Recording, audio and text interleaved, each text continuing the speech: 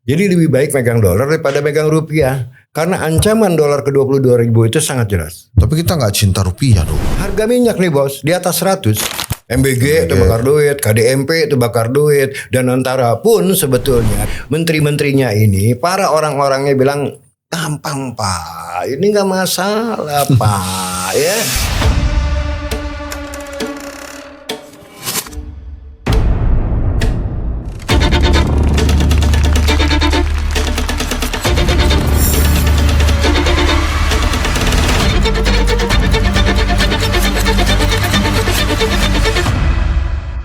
Assalamualaikum warahmatullahi wabarakatuh.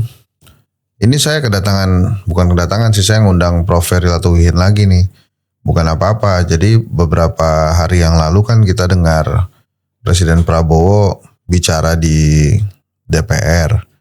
Terus di Japri-Japrian untuk kali pertamanya saya berdebat keras tuh sama Prof. Ferry tentang salah satunya Badan Ekspor Nasional yang dibentuk oleh Pak Prabowo.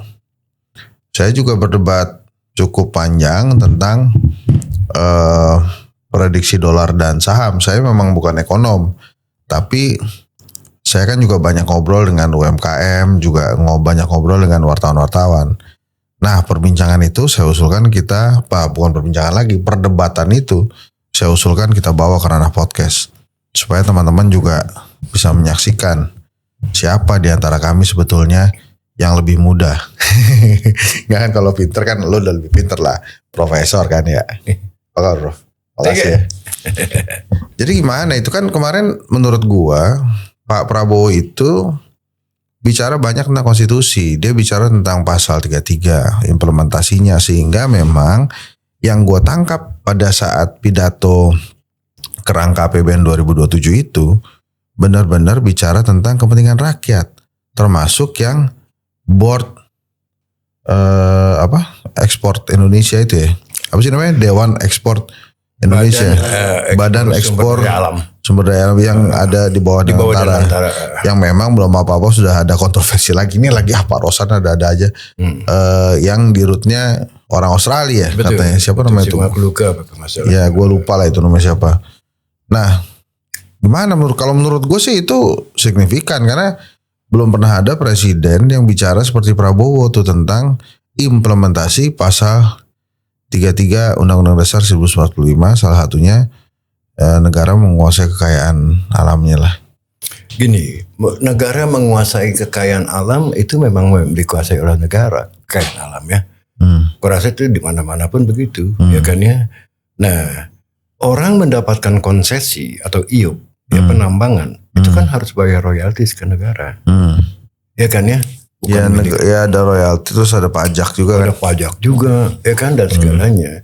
Bahwa kekayaan negara itu dikuasai, bahwa kekayaan alam itu dikuasai negara itu ya di mana-mana ya, bukan di Indonesia aja. Tinggal masalahnya interpretasinya bagaimana, gitu loh. Nah ini kan kalau begini ini kan membentuk badan lagi yang di bawah Danantara, yaitu Badan Ekspor Sumber Daya Alam. Itu sama sekali boleh dibilang sama aja kayak BPPC zaman Soeharto. Cengkeh. Iya cengkeh, ya kan. Pengelola dan apa cengkeh gitu. Badan Penyangga Pemasaran Cengkeh. Ya kan. Yang kalau nggak salah bosnya Tommy Soeharto tuh. Kan, yang ujung-ujungnya membunuh cengkeh loh. Petani cengkeh, ya kan, hancur berantakan itu. Karena badan ini monopoli bisa menekan harga kepada si petani, gitu loh ya. Bukan tidak mungkin badan ini pun sama, gitu loh ya, bisa menekan harga. Kan semuanya harus beli melalui badan ini. Ini kan 3 ya, sawit, batu bara, sama paduan besi kalau nggak salah. Ya whatever it is ya kan. Tapi poinnya pada prakteknya kan bukan tidak mungkin terulang seperti BPPC dulu, ya kan ya. Si pengusaha ditekan harganya oleh badan ini, apapun alasannya, ya kan. Lantas ujung-ujungnya sekarang yang terjadi adalah yang penting adalah si buyers, pembeli, ya kan. Pembeli, menurut beberapa kalangan, pembeli tidak mau deal dengan badan ini karena satu, mungkin dianggap ketidakpastian supply dan ketidakpastian harga. Kan boleh aja mereka berpikir gitu. Dan bahkan ada wacana kalau nggak salah kemarin bahwa batu bara sekarang mereka mau pindah dari Indonesia ngambil ke Australia. Nah itu kan kalau kata Pak Prabowo, kalau mereka nggak mau biarin aja, biarkan itu tetap di bawah tanah. Ya, untuk anak cucu kita gitu bahasanya ya. Gitu deh. ya nggak masalah itu hak dia kalau memang opini dia kayak begitu. Tapi kan akibatnya harus kita lihat. Akibatnya adalah kita akan menjadi balance of payment kita. Itu akan kedodoran. Ya kalau sampai ekspor nih andalan ekspor kita, ya sebagai negara itu sumber daya alam bos, komoditas. Kalau sampai ini boleh bilang sama sekali tidak ada deal, nanti kita tidak mendapat pemasukan devisa. Akibatnya apa? Terjadi twin deficit, ya. Defisit dari APBN satu, ya kan, penerimaan pajak berkurang, ya kan. Yang kedua, defisit dari neraca pembayaran. Nah ini bahaya sekali untuk rupiah, gitu loh ya. Boleh aja Pak Prabowo bilang ini untuk anak cucu kita, ya nggak usah dibilang juga emang itu kalau di tanah untuk anak cucu. Ya Tapi kan bagus dong Pak Prabowo menggaris bawah itu. Lo kenapa sih? Kenapa menurut lo ini nggak oke gitu? Gini, yang nggak oke bukan, yang nggak oke adalah kembali lagi pada prakteknya ini bisa menimbulkan moral hazard badan ini, ya kan, bisa menimbulkan juga praktek-praktek korupsi. Kan tinggal ditangkap KPK. Ya gampangnya begitu. Tapi kan selama ini kita tahu kasus-kasus korupsi sampai seberapa jauh kemampuan KPK menguasainya, ya kan ya. Nah, yang ketiga yang lebih penting lagi adalah kembali lagi. Di sini seolah-olah negara berperan sangat besar, ya kan, kayak semacam sosialisme gitu kan, ya. Dan kita tahu negara-negara sosialis semua udah bangkrut, gitu loh ya. Jadi jangan anggap enteng bahwa pengusaha tambang tuh jangan dianggap dapat konsesi atau dapat IUP itu nggak bermodal. Mereka tuh bermodal dulu loh, besar-besaran loh, infrastrukturnya, holding roadnya, jetty-nya, segala macam, belum lagi alat-alat beratnya, traktornya. Jadi nggak ada yang gratis. Mungkin di dalam pikiran Pak Prabowo bahwa orang dapat konsesi, ya itu nggak keluar modal, tinggal ngeruk aja lantas jalan, ya kan. Belum lagi kalau harga nanti misalnya drop, ya kan ya, itu bisa beberapa kali ya batu bara ya harganya drop. Itu siapa yang tanggung? Negara, kan nggak si pengusaha, gitu loh. Saya berkesan ya dari pidato Prabowo ya, instingnya adalah membatasi private sector. Ya kan ya, untuk membesarkan peran negara, dan ini bahaya. Jadi negara mau jadi pemain gitu maksudnya. Exactly. Jadi seolah-olah nih negara lebih besar role-nya, ya kan? Tapi kan kalau memang ujungnya adalah supaya negara ini makmur, rakyat lebih makmur kan nggak apa-apa, Prof. Bukan itu poinnya. Rakyat makmur itu kalau negara sanggup menciptakan lapangan kerja, bukan menguasai sumber daya alam. Oh gitu ya? Oh iya, ujung-ujungnya kan yang menciptakan tenaga kerja siapa? Bisnis. Enggak, gue tuh coba memahami, gue coba membaca pikiran Pak Prabowo. Kan tadinya mereka ini ekspor sendiri-sendiri. Terus katanya ada under invoicing. Nah, poinnya maka kemudian negara kurang penghasilannya. Iya, poinnya memang di situ yang dijadikan kuda hitam adalah under invoicing. Nah, kalau untuk under invoicing kan kenapa harus mendirikan badan yang berupa BUMN? Itu kan bisa dengan melakukan sistem. Ya kan ada softwarenya atau membentuk badan pengawas ekspor impor atau ekspor sumber daya alam kita, bukan dari sana orang gini, bukan buyers memberikan invoice kepada si badan ini lantas memberikan pesanan PO kepada para pengusaha tambang dan kelapa sawit, ya kan, nggak begitu. Tetap aja deal antara buyer dan seller itu tidak terganggu, ya kan. Nah sekarang badan yang di tengah-tengah ini badan pengontrol, bener nggak sih lu invoicing lu, ya kan? Jadi simple kok, lu sewa Singapura aja jalan itu. Kenapa harus bikin badan ini? Mereka sangat canggih. Dulu tahun 80-an Pak Harto tuh kewalahan sama bea cukai. Oke. Sampai akhirnya dia bea cukai dimatiin, diganti dengan SGS dari Swiss. It worked. Lebih pintar Pak Harto ya. Ya. Nah, tapi ini gue balik lagi nih, gue bukannya ngebelain pemerintah, tapi gue ngebelain Prabowo lah. Gue masih yakin niatnya tuh baik gitu buat. Ini niat yang baik aja nggak cukup ya kalau tidak tahu mekanismenya. Semua orang punya niat baik ya kan. Bahkan gue pada waktu Undang-Undang Nomor 4 2009 keluar yang melarang ekspor daripada nikel ore ya. Jadi seolah-olah kalau lo mau menggunakan nikel kita, lo harus bangun smelter. Apa yang terjadi dengan undang-undang itu? Untuk menambah value added ya, kita jual. Kargo yang masuk adalah investor asing seperti Cina. Dia datang bangun smelter ke sini, misalkan nggak ada problem. Value addednya kemana? Ke perusahaan Cina kan? Bukan ke kita tetap jual yang namanya nikel ore. Justru gue bilang sama teman-teman, ini salah. Seharusnya ini BUMN yang masuk. Ya kan, pasang smelter supaya value addednya yang dihasilkan itu larinya ke BUMN, ke uang negara, ke kas negara. Kok ini malah investor asing disuruh masuk? Nah itu poinnya. Bukan aku against loh. Enggak, tapi kan nanti kalau si badan ekspor ini kan justru kebalikannya, Prof. Badan ekspor ini cuma mau gini loh. Badan ekspor ini seperti calo. Oh. Ngambil barang daripada pengusaha tambang, lantas dia jual kepada orang lain. Calo ini seperti BPPC dulu. Jadinya apa? Petani cengkeh kan mati. Iya ya. Si pengusaha pun nggak punya insentif. Ya kan ya dengan kayak begitu. Sebab apa? Ada kemungkinan harga ditekan kepada si pengusaha. Ya kan? Marginnya tergerus. Ini no good. Kalau poinnya adalah problem utamanya adalah under invoicing, tadi sistem yang dibenahin. Lah, terus ini gimana sekarang kan udah ditetapkan tuh sama presiden? Ya belum dibatalkan aja. Yang kan indeks market hancur kemarin. Jebol loh. Rupiah balik lagi 17.700. Sekarang enggak lah, per kita lagi ngobrol ini 607. Enggak, 700 nih, itu 17.700. Emangnya gue gak mantau bos. Mana lo? Kan? Ini tuh 17.702 bos. Udah naik lagi teman. Enggak mungkin, BI gak akan sanggup intervensi terus-terusan. Karena apa? Sekarang problemnya bos, you know what? Problem distrust, ketidakpercayaan kepada rezim ini. Itu dia. Iya, karena regulasi-regulasinya ini membunuh iklim usaha. Contoh ojol dibunuh. Dengan commission fee dari 20% dipaksa mengeluarkan Perpres untuk 8% dengan alasan demi driver ojol. Padahal driver ojol kaing-kaing loh dengan skema kayak gitu.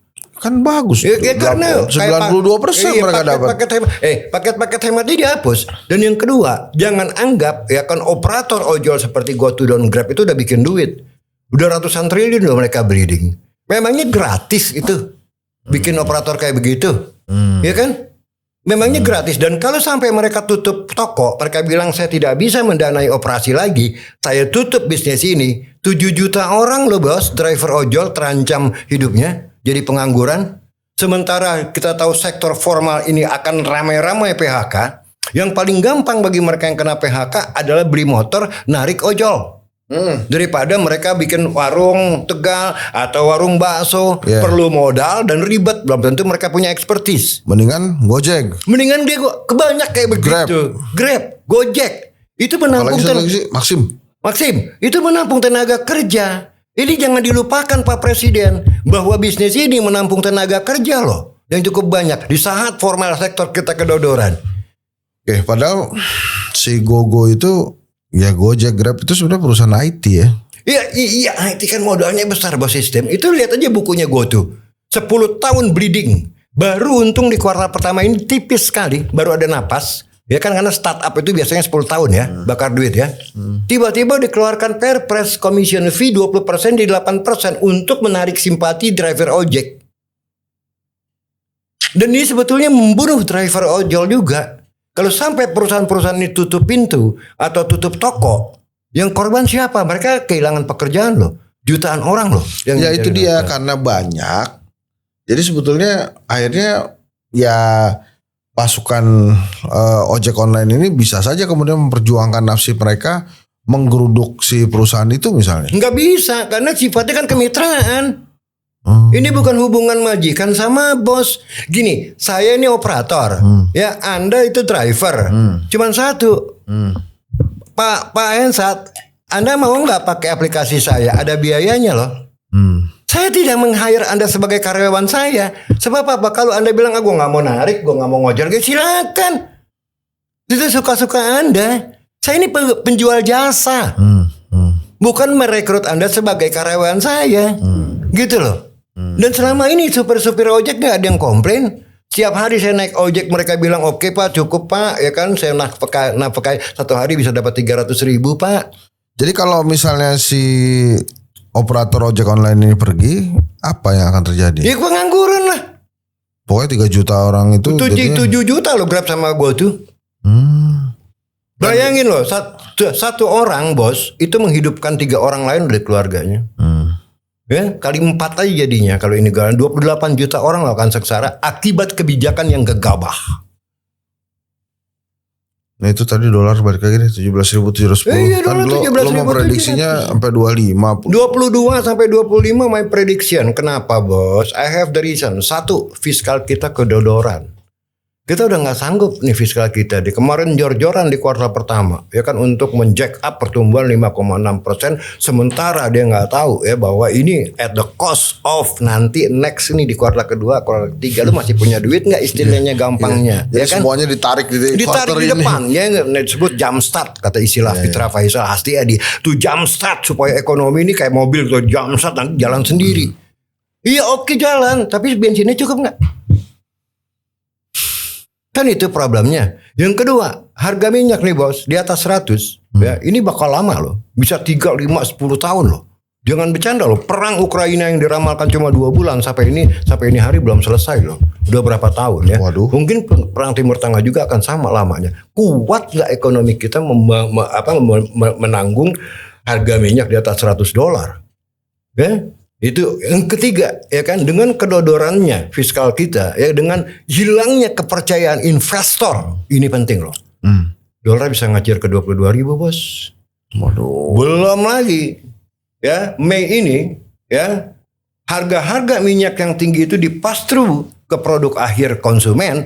Ini Mei ini year on year inflation bisa double digit loh bos, bisa belasan %. Tapi masa Pak Prabowo nggak tahu kelemahan-kelemahan itu? Harusnya tahu lah, dia kan Girik, presiden. Iya, itu yang jadi pertanyaan. Mungkin beliau sedikit banyak tahu, tapi menteri-menterinya ini, para orang-orangnya bilang gampang Pak, ini nggak masalah Pak, ya menghibur sifatnya, asal Bapak senang gitu kan ya. Jadi Pak Prabowo yang tadinya mungkin agak cemas, misalnya pernah memanggil ya beberapa itu KSSK ya, kan benar 17.000 ya, selalu jawabannya gampang Pak, ini sementara Pak, ya ini cuma karena perang Timur Tengah Pak, fundamental ekonomi kita kuat loh, dolar nih balik lagi 16.500, dibohongin. Jangan ketawa kamu. Kita lagi dibohongin mau ketawa. Iya benar, dibohongin. Jadi Pak Presiden yang mungkin niat awalnya baik, tapi karena dibilang gampang Pak, tenang Pak, ini cuman sementara Pak, jadi ekonomi kuat, jadi lengah. Nah akhirnya mengeluarkan statement-statement yang tadi nggak masuk akal. Ya, negara yang baik adalah negara yang bisa menarik investasi, karena investasi yang menciptakan lapangan kerja. Kalau investor sampai kabur bos, bencana bos, bencana. Di antara menteri-menteri perekonomian Prabowo, siapa yang paling bertanggung jawab dengan kondisi saat ini? Atau memang nggak ada? Karena ini yang harus bertanggung jawab adalah bendahara negara, yaitu Menteri Keuangan, Yudi Purbaya Sadewa. Itu yang paling harus bertanggung jawab, karena dia yang mengatur semua budget. Mengeluarkan uang seperak itu untuk apa, 2 perak itu untuk apa, 3 perak itu untuk apa. Nah orang ini saya rasa mengejar tadi jump start tadi, pengeluaran pemerintah yang naik sampai hampir 22%, ya kan, untuk mengangkat 5,61%, cuma untuk membuktikan tuh lihat kita keluar dari jebakan 5%. Padahal kalau kita breakdown semua pengeluarannya, tanpa pengeluaran itu pertumbuhan ekonomi kita cuma 4, sekian persen loh, 4, sekian tipis persen. Tapi Purbaya sih pikir, wah gue gak peduli, yang penting sekarang gue selamat, gue buktikan bahwa gue hebat seperti pada waktu gue diangkat. Nah Pak Prabowo mungkin senang-senang aja, tapi ingat loh Pak, ya kuartal kedua, kuartal ketiga, kuartal keempat masih ada, negara masih punya duit apa enggak? Dan sekarang ini artinya apa? Kemarin 5,61% tuh bukan pengeluaran swasta bos. Oh, itu akibat pengeluaran pemerintah. Daya beli masyarakat ini lagi lemah. Ya ini bukan peran swasta, ini peran pemerintah. Sampai kapan pemerintah punya duit untuk tetap berperan? Kan gitu logikanya. Loh. Makanya saya bilang, ya ini Purbaya, ini loh bahaya loh. Nah terus lo nggak ditelepon presiden sih ya sekarang ya? Ya gue kalau ditelepon juga gue pikir waduh ngapain gitu ya. Nah maksud gue kan bisa bantuin gitu dengan kondisi seperti ini, apa harus dilakukan. Iya sih, nah jadi balik lagi ke tadi badan ekspor ya. Maksudnya kan baik Prof. Jadi semua kekayaan alam itu dikumpulin oleh pemerintah, kemudian menghasilkan, bisa dibagi-bagi deh, jadi BLT, jadi bansos, jadi. Nggak perlu begitu, tetap biarkan swasta yang berperan. Ya satu, ya bukan bikin badan yang seperti BPPC bos. Ini rawan kepada korupsi, rawan moral hazard, rawan permainan. Ya kan kita tahu kan, biarkan swasta yang mengatur diri, pemerintah tinggal mengawasi, bikin sistem ya yang baik supaya memang masyarakat kebagian rezekinya dari hasil tambang. Itu kan nggak susah. Gitu loh ya. Kalau dibikin badan bukan sistem, itu rawan kepada moral hazard. Oke. Ini sekarang jawabnya pendek-pendek aja. Yang pertama, menurut lo saham kita bisa rebound nggak? Tadi kemarin kan hampir 5.000. Sekarang gua nggak tahu 6.000 berapa. Tadi sempat di bawah 6.000, sekarang rebound dikit gitu kan. Mungkin orang merasa bisa nggak rebound terbalik ke 9.000-an kayak waktu itu? Waduh, mimpi setiap bahkan Purbaya bilang nanti 30.000 loh 5 tahun lagi, nggak tahu ngitung. Jadi menurut lo berat? Nggak. Ada kemungkinan malah jatuh ke 5.000-an. Kalau 5.000, terus kemudian apa yang terjadi dengan Indonesia? Ya artinya gini, kepercayaan investor tuh nggak ada, apalagi asing ya. Sekarang asing kan melalui MSCI udah memotong 18 saham kita. Ya tapi kan nggak apa-apa, kan kita punya semua. Punya semua apa? Padi ada, lauk-lauk ada, tongkat dan kayu dilempar jadi tanaman. Kata plus dulu. Iya. Ya. Kan kita punya semua. We don't need investor asing itu dong. Gini, yang punya semua bos, suppose you have everything, tapi you don't know how to run it. Habis nggak sih? Enggak. Dipakai juga enggak. Kan kalau umpamanya Anda tidak bisa memanage kekayaan Anda, jadi bencana, habis. Ya kan? Yang diperlukan bukan sumber daya alam bos. Sebetulnya negara maju itu yang tidak punya sumber daya, Jepang, itu sumber daya manusia. Amerika maju bukan cuma karena alamnya kaya, tapi inovatif. The nation of innovation. Cina sama, dia bangkit dari keruntuhan komunisme dalam sekejap karena apa? Orangnya sangat-sangat cerdas. Ya, jadi jangan anggap kekayaan alam itu adalah modal utama. Kekayaan alam bisa menjadi kutukan.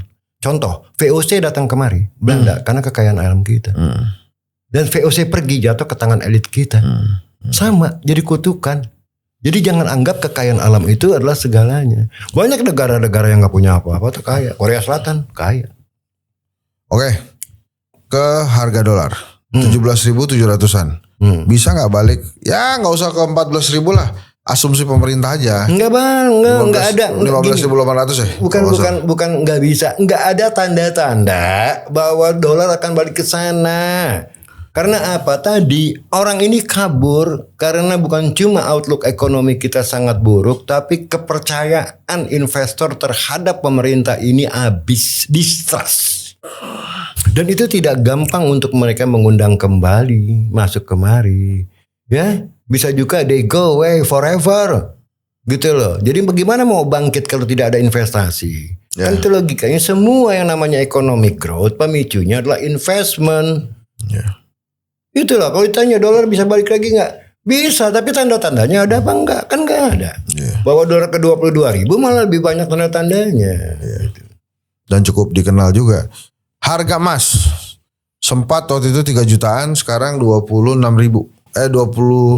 22.600.000. Mungkin nggak kembali ke zaman dulu ke 2000-an atau malah melonjak pada harga baru di 3.000 menurut lo? Emas dari waktu dia turun dari 5.500 ke 4.700 di podcast ini aku juga bilang emas the party of gold is over ya. Kenapa ada partinya pada waktu itu? Pertama dari tahun 2023 emas $2.000 tuh, ya kan akhir 2003, terus ngacir itu karena bank sentral ya keluar dari treasury Amerika, dolarnya dia belikan emas, terutama Cina. Ini disusul oleh para hedge fund besar-besar, ya kan, semacam BlackRock, ya kan, Vanguard, ikut-ikutan. Nah, ketika bank sentral stop ya kan membeli emas, tinggal hedge fund ini yang bermain. Nggak ada bayar lagi, makanya pelan-pelan dia kurangin porsinya sampai ke 4.500 ini hari per troy ounce. Selebihnya lagi sekarang treasury yield ya, semua government bonds di dunia ini naik semua karena inflasi akibat harga minyak. Ya kan, akibatnya cost of fund semakin tinggi untuk membeli emas. Sementara outlooknya ini nggak jelas emas nih karena bank sentral sudah stop. Tapi kalau orang udah punya emas nggak usah jual dong, Prof. Ya itu sih kalau untuk memang sekadar tabungan ya kan tujuannya bukan untuk cari untung ya. Iya bukan. Nah, kalau bukan untuk nyari untung ya silakan tahan atau beli kalung 10 kilo ya kan. Jual emas, kan. Beli dolar gitu. Iya, lebih baik begitu. Kalau sekarang menurut saya the safe haven yang paling aman, aset yang paling aman adalah dolar. Kalau currency base Anda adalah rupiah. Jadi lebih baik megang dolar daripada megang rupiah. Karena ancaman dolar ke 22.000 itu sangat jelas. Tapi kita nggak cinta rupiah dong. Bukan ke masalah cinta, ya kan? Rasa cinta. Nah, jadi penjok ya deh. Tinggal ambil gendang aja, kita bro. nggak cinta rupiah dong, kan, berarti gendang kan? tak ya kan? Ya kan ini kesalahan pemerintah, bukan kesalahan kita.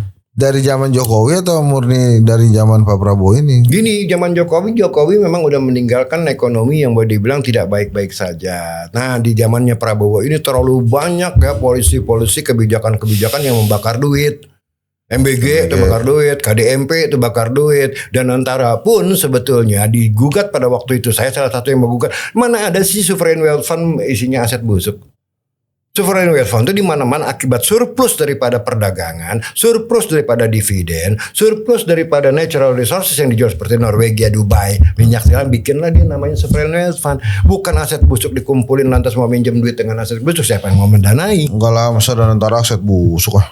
Udah jelas BUMN apa yang bagus? BUMN itu yang bagus cuma satu, bos, Telkom. Ya kan Pertamina itu karena PSO ya, Public Service Obligation. PLN juga karena subsidi. Ya kan selebihnya cuma bank. Bank tuh BNI, BRI sama Mandiri. Selebihnya mau karya-karya, semuanya kan udah pada berantakan. Nggak, terus kalau gunjang-ganjing emas, saham, dolar ini terus-menerus, itu peserta training yang nanti dikasih tahu nggak sama lo? Dikasih tahu semuanya, nanti kita bahas ekonominya bagaimana ya kan. Saham ini berapa sih fair value-nya sekarang walaupun udah jatuh, saatnya masuk beli atau tidak sih, masuk di harga berapa sih dengan kondisi ekonomi ke depan seperti ini. Semua diajarin. Tapi emas bisa naik lagi kan? Emas belum tentu kalau emas ini kembali lagi masih under pressure akibat naiknya yield curve dari semua negara. Yield curve itu kurva daripada yield obligasi pemerintah. Ini naik tinggi, bos. Treasury 10 year dari 4,2 naik ke 4,6 loh ini hari.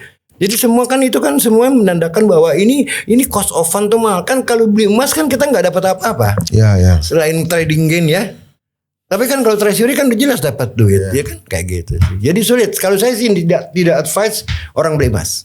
Gak, terus yang mau lo ajarin nanti di trainingnya Prof itu apa? Tanggal 6-7 Juni. Yang saya ajarin satu, bagaimana membedah suatu perusahaan sehat atau tidak. Ya kan? Growing atau shrinking. Ya kan? Lantas harga sahamnya apakah kemahalan atau kemurahan. Misalnya Telkom di 2.900, 3.000 nih saatnya beli apa tuh, saatnya jual. Kapan sih masuknya yang paling bagus, di harga berapa sih? Itu semua ajarin secara fundamental. Bukan secara teknikal, tapi fundamental. Kita bedah bukunya secara praktis, kita download laporan keuangannya, kita bedah satu-satu matriksnya ya. Dan itu yang saya ajarkan. 2 hari full loh. Nggak dapat Anda di kampus. Mau S1, S2 nggak dapat. Kan ini pengalaman praktis sebagai investment banker. Tapi begini, gue masih ngeganjel nih Prof. Iya. Maksudnya gue tuh percaya bahwa Prabowo tuh punya program-program positif gitu. Jadi termasuk waktu ndiriin Badan Ekspor itu, memang gue belum baca tuh waktu Pak Prabowo ndiriin itu, gue belum baca sejarah atau belum baca lagi bukti-bukti yang cengkeh yang si Tommy Soeharto itu gitu. Jadi artinya gue juga nggak terlalu bisa membandingkan. Walaupun ada beberapa yang bicara bahwa kan kita udah bayar pajak gitu. Nah tapi kemudian apa implikasinya Badan Ekspor ini terhadap harga-harga saham di Indonesia nantinya? Pada jebol ini kan saham-saham petambang.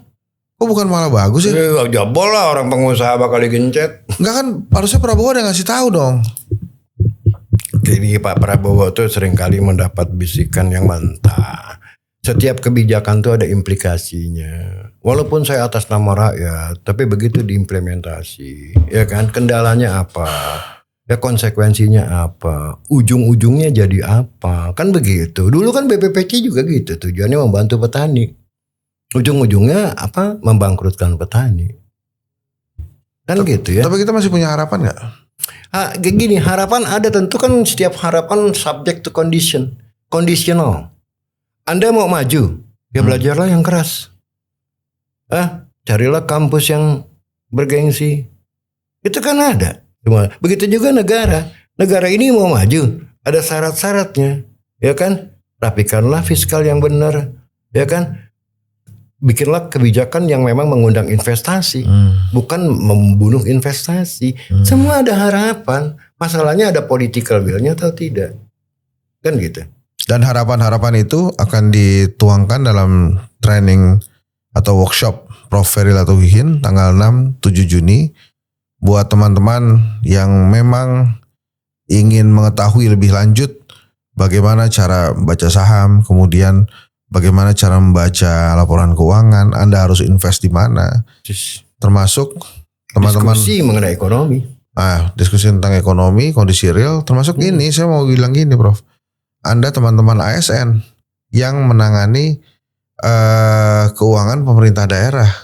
Bila Anda ingin investasi atau Anda ingin mengembangkan usaha atau kerjasama dengan sektor swasta, Anda perlu ikut juga meeting ini. Iya, Anda harus paham supaya Anda tidak terjebak dan salah memilih sektor swasta yang akan diajak kerjasama. Betul, exactly.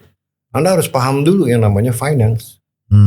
Semua bisnis itu backbone-nya finance. Kalau Anda tidak paham keuangan ya jangan ke bisnis lah. Okay. Nanti itu silakan teman-teman daftar di barcode-nya di video ini ada. Tapi saya ingin kasih testimoni sedikit. Waktu saya sempat hadir di trainingnya Prof. Ferry ini bukan gara-gara dia teman gue ya, tapi gue datang. Dan emang gue pribadi merasa 2 hari itu gak cukup. Nah ini beberapa kali dia bikin training pasti ada hal-hal baru karena contohnya juga beda-beda. Mungkin bisa jadi kemarin kita bicara pada saat indeks 8.000 Prof. Iya. Nah besok itu kita mungkin bicara pada indeks 5.000 6.000. Iya. Situasinya berbeda dan Anda harus hati-hati. Dan kepada Pak Prabowo saring informasi ya. Ya, saring informasi yang benar. Dan jangan gampang membuat kebijakan kalau belum matang. Apa konsekuensinya? Ide yang bagus itu nggak cukup. Ya kan? Ide yang bagus adalah kalau menghasilkan hasil yang bagus. Tapi kita percaya bahwa Prabowo melakukan hal-hal baik untuk rakyat Indonesia kan? Ya tujuannya saya yakin baik. Tapi pada saat kebijakannya dibikin justru membunuh rakyat gitu. Itu yang harus hati-hati. Saya yakin Pak Prabowo punya cita-cita yang bagus. Oke, itu teman-teman. Assalamualaikum warahmatullahi wabarakatuh. Thank you, Prof. Yep. Ini adalah saat pertama saya mengikuti kursus macam ini mengenai analisa pasar saham, dan apa yang saya dapatkan adalah sesuatu yang menarik, terutama untuk saya orang yang non keuangan. Metodenya sangat applicable, sangat menarik, mudah diaplikasikan ke kehidupan sehari-hari yang berhubungan dengan pasar modal, dan penyampaiannya sangat mudah. Bahkan untuk orang yang tidak mempunyai latar belakang keuangan seperti saya. Jadi secara umum hal ini sangat menarik. Kebetulan saya pernah pelajari, tapi secara praktikal di sini lebih praktikal, bisa diaplikasikan langsung. Nah, beberapa teori yang saya pelajari juga ada sanggahan atau misalnya masukan lah ya lebih tepatnya untuk saya pribadi, dan ya praktikal dan applicable banget. Ini pertama kalinya saya belajar tentang evaluasi perusahaan. Semuanya baru buat saya, dan ketika belajar di sini cukup bisa dipahami dan mudah diterapkan. Dengan mengikuti kelas ini saya menambah wawasan dan skill saya di bidang finance, terutama di valuasi. Kelas Prof. Ferry ini jelas insight baru yang nggak didapat di luar sana. Minimal untuk pemain atau yang suka trading saham, fundamental yang paling utama menentukan nilai saham, over value, under value itu kita dapat sekali, dan cara menjelaskannya sangat praktikal, mudah dimengerti, dan benar-benar bisa diimplementasikan di lapangan. Gitu ya. Alhamdulillah setelah mengikuti kelas business valuation ini menambah pengetahuan saya terkait bagaimana menilai perusahaan, dan tentunya tidak hanya mungkin perusahaan di mana saya bekerja gitu ya, karena bidang saya terkait dengan finance gitu, tapi juga untuk mengevaluasi perusahaan-perusahaan besar gitu yang listing di market. dan ini sangat bermanfaat sekali.